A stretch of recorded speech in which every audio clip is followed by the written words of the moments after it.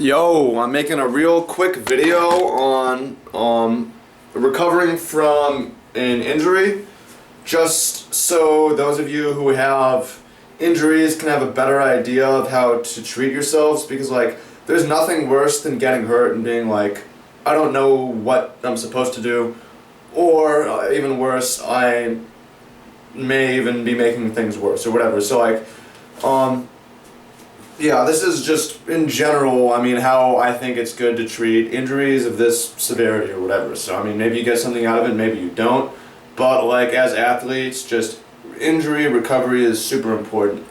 So, the way this happened is I spent a lot of time running, just barefoot, either on the beach or in the field. I've been doing a lot of barefoot workouts that you've seen a lot of them on the soccer field, football field, kicking the ball around, dribbling around, making passes, doing a various massage and weight, functional movement exercise or whatever.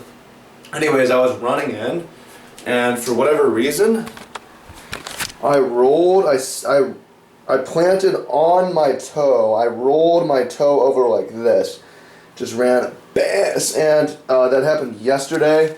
Huge amounts of pain, it was pretty painful. Went to the ground immediately. I wasn't thinking. I got asked, "Yo, do you think you broke it?" And it's like, no, it's just gonna be painful. Swole up a lot overnight, but basically, did not ice. Don't believe in ice. I think that I just want the repair cells to come in and patch up that area, which is this. There's a little ligament or a tendon that runs up like this, and that's the area of injury. So I want that to get repaired, so I don't want to cut off the inflammation that's going to come there. And it has swollen up, but what I want to do is clear the inflammation, and I have to do that through movement. So I've spent a lot of time today walking, I would normally have a basketball workout on Wednesdays, but I canceled that. I'm not going to put shoes on. I might be back out there tomorrow, but I don't want to push anything too fast. But I spent a lot of time walking, a lot of time in the pool. I worked out as normal and less intense, but a lot of barefoot walking just because I want to get that flexor moving up and down to pump out the lymphatic fluid. All the goods come in, I want to get the garbage out now, okay? I've also spent a lot of time massaging that area with my thumb. I spend time in the pool, flexing it while, pushing the stuff out. Or when I've been on the computer, I put a tennis ball right here and put my other foot on top and rolled around. And that's all about just trying to get that circulatory lymph out. So to minimize inflammation, or just increase the cycle of inflammation, make it faster, make the stuff get out faster, but continue to allow the repair cells to get in there, if that makes sense.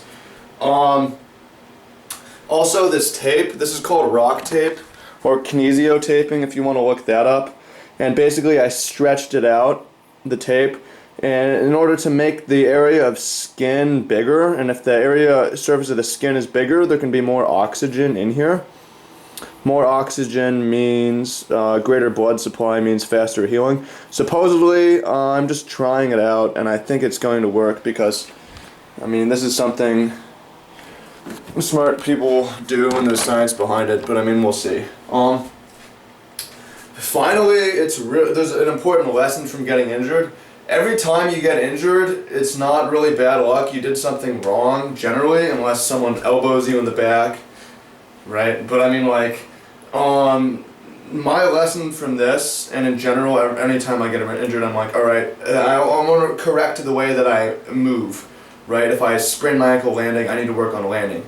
So I need to work on my running form. So if I'm running with shoes, this isn't an issue, but I want my running to mimic barefoot running, because when I'm running barefoot, it's just more natural, basically. But when we run with shoes, we have all these shitty habits we pick up because the shoes shield us somewhat, but not completely.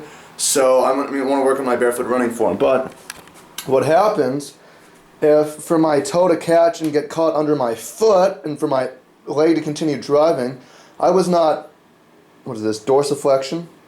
This is plantar flexion, whatever. I need to be flexing my toe up before it hits the ground and then pushing off. I need to have my toe flexing.